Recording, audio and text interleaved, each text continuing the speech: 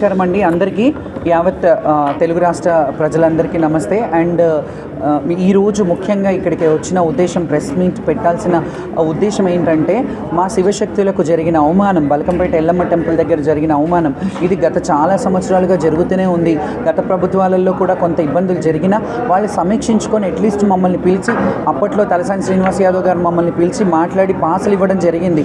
ఈసారి కూడా అలా ఇస్తారేమో అని ఎక్స్పెక్ట్ చేశాం, కానీ ఎవరు మీటింగ్స్కి మమ్మల్ని ఇది చేయలేదు. మీటింగ్స్లో మాకు మాట్లాడే అవకాశం ఇవ్వలేదు. మేము వెళ్ళినా కానీ అక్కడ వాళ్ళే వైండ్ ఆఫ్ చేసి కంప్లీట్ చేసి వెళ్ళిపోయారు. దాని తర్వాత మాకు బల్కంపేట ఎల్లమ్మ కళ్యాణం రోజు మా శివశక్తులని, జోగినీలను విచక్షణారహితంగా, అసలు విచక్షణ లేకుండా ఎలా కొట్టారు. వాళ్ళ బొక్కలు ఊడుతున్నాయి, తలలో ఇంతింత బొడుసులు వచ్చినాయి.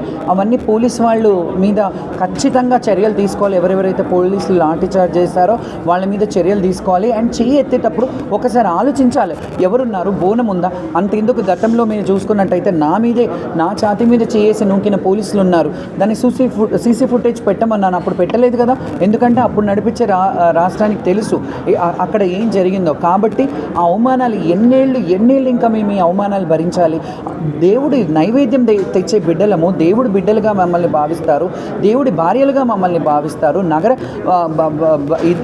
భార్యలుగా మేము ఉన్నప్పుడు మాకు కనీస ఫెసిలిటీస్, అంటే ఫెసిలిటీస్ మేము అడిగేది కూడా మాకు చీర ఇవ్వండి, సారీ ఇవ్వండి, మాకు డబ్బులు ఇవ్వండి అని అడగట్లేదు. మేము ఓన్లీ దైవ దర్శనానికి, బోనం తెచ్చడానికి అవకాశం ఇవ్వండి. మాకు స్పెషల్గా మాలో కూడా వీఐపీల లాగా కన్సిడర్ చేయండి. కొంతమందిని పెద్ద పెద్ద ఏడంత్రాల బోనాలు తెచ్చే వాళ్ళని కన్సిడర్ చేసి వాళ్ళకి స్పెషల్గా లైన్ అరేంజ్ చేయండి.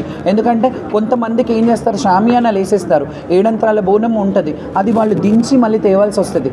అది కూడా మీరు దృష్టిలో పెట్టుకోవాలి. ఈ సంవత్సరం ప్రభుత్వం ఖచ్చితంగా దిగొచ్చి మా శివశక్తులకి ఎలాంటి అయినా బోర్డు ఏర్పాటు చేస్తారా, కమిటీ ఏర్పాటు చేస్తారా.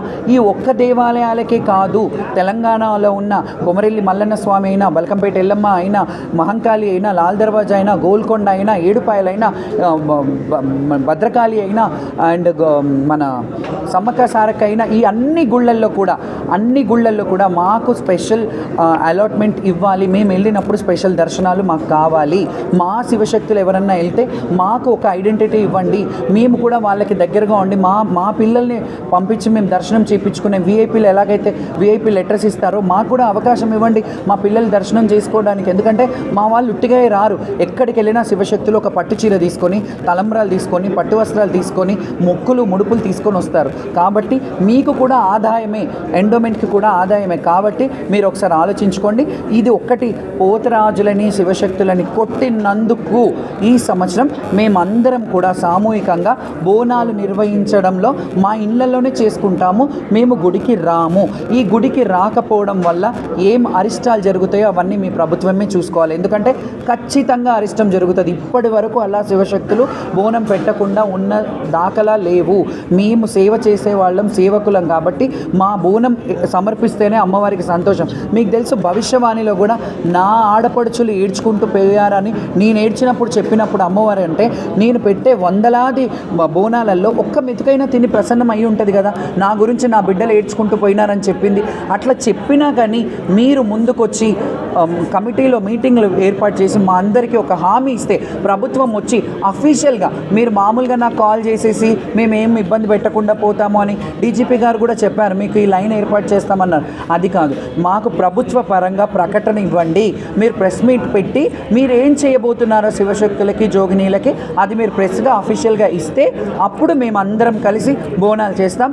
ఈ పండగని అంగరంగ వైభవంగా మా సొంత ఖర్చులతోని బ్రహ్మాండంగా, ఆకాశమంత పందిరి భూదేవంత పీటల్లాగా మేము చాలా ఘనంగా మా శివశక్తులు అందరం, మీరు ఎప్పుడు పిలిచినా, మీ గవర్నమెంట్ మా శివశక్తులు ఎప్పుడు కావాలన్నా అక్కడికి వందలు వేల బోనాలతో మేము వస్తాం మీ దగ్గరికి.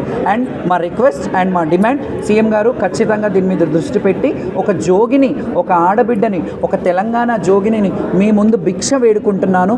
భిక్షాటనం చేసుకుంటూ రోడ్డు మీద బతికే పరిస్థితి తేకండి. మేము బోనాలు ఎత్తుకునే ఒక ఉపాధి మాకు, మా ఉపాధి మీద పొట్ట కొట్టకండి, మాకు అది చేసుకొనివ్వండి అని దయచేసి రిక్వెస్ట్ చేస్తున్నాను. Thank you so much.